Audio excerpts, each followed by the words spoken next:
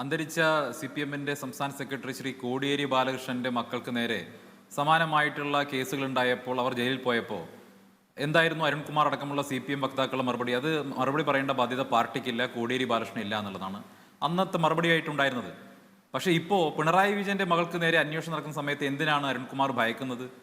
അത് പിണറായി വിജയൻ മറുപടി പറയേണ്ടതില്ല, പാർട്ടി മറുപടി പറയേണ്ടതില്ല. പിണറായി വിജയന്റെ മകൾ ഒരു സ്വതന്ത്ര വ്യക്തിയാണ് എന്ന നിലപാട് സ്വീകരിച്ചാൽ പോരെ?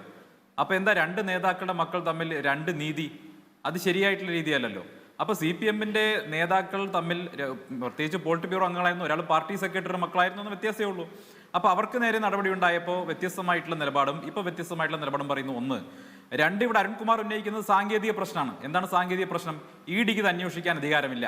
ഇതിന് തൊട്ടുമുമ്പ് ഇവരുടെ വാദം എന്തായിരുന്നു? SFIOയ്ക്ക് ഇത് അന്വേഷിക്കാൻ അധികാരമില്ല എന്നായിരുന്നില്ലേ? എന്നിട്ട് ഇവരെന്ത് ചെയ്തു? കർണാടകയിലെ ഹൈക്കോടതിയിൽ കൊണ്ടുപോയി, കേരളത്തിലല്ല കേട്ടോ, കർണാടകയിലെ ഹൈക്കോടതിയിൽ കൊണ്ടുപോയി എക്സാലോജിക്ക് കേസ് കൊടുത്തു. ഇത് അന്വേഷിക്കാൻ SFIOയ്ക്ക് അധികാരമില്ല എന്നും ഈ അന്വേഷണം തടയണമെന്നും ആവശ്യപ്പെട്ടു. എന്തേ സംഭവിച്ചത്? കർണാടക ഹൈക്കോടതി എക്സാലോജിക്കിന്റെ മണി ലോണ്ടറിംഗ് ആണ് എന്ന് തെളിയിക്കുന്ന പ്രൊസീഡ്സ് ഓഫ് ക്രൈം ഉണ്ടോ എന്നുള്ളതാണ് ചോദ്യം. അല്ല, ഞാൻ പറഞ്ഞല്ലോ, ഇതേ വാദം ഇവർ SFIO അന്വേഷണം വന്നപ്പോഴും ഉന്നയിച്ചെന്നേ. എന്നിട്ട് അത് തടയാൻ വേണ്ടി കർണാടക ഹൈക്കോടതി പോയി. കർണാടക ഹൈക്കോടതി എന്ത് പറഞ്ഞു?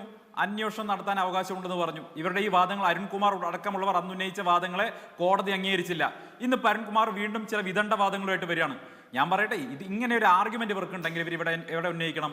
അരുൺകുമാർ വക്കീലാണല്ലോ, കേരളത്തിലെ ഹൈക്കോടതിയിൽ പോയി ഉന്നയിക്കട്ടെ, വീണ വിജയന് വേണ്ടി അരുൺകുമാർ കേസ് വാദിക്കട്ടെ, എന്നിട്ട് പറയട്ടെ സാങ്കേതികമായി ED-ക്ക് കേസ് അന്വേഷിക്കാൻ കഴിയില്ല എന്ന് പറയട്ടെ. എന്നിട്ട് അവിടുന്ന് ജയിച്ചു വരുന്നല്ലേ ഹീറോയിസം. അരുൺകുമാറിന് നല്ല പേരും കിട്ടും, വക്കീൽ എന്നുള്ള പേരും കിട്ടും.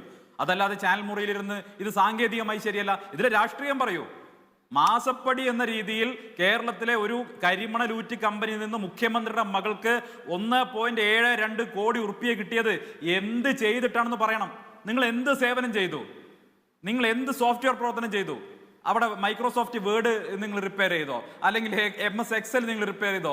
നിങ്ങൾ അവിടെ എന്ത് ചെയ്തിട്ടാണ് മുഖ്യമന്ത്രിയുടെ മകൾക്ക് 1.72 crore റുപ്പീസ് ആ കമ്പനി നൽകിയത് എന്നതാണ് പ്രധാനപ്പെട്ട ചോദ്യം. ആ കേസിന്റെ മറ്റ് വിശദാംശങ്ങളിലേക്ക് നമുക്ക് വരാം. പ്രാഥമികമായി അരുൺകുമാറിനുള്ള മറുപടിയാണ് താങ്കൾ പറഞ്ഞത്. ശ്രീ സന്ദീപ് വാര്യർ,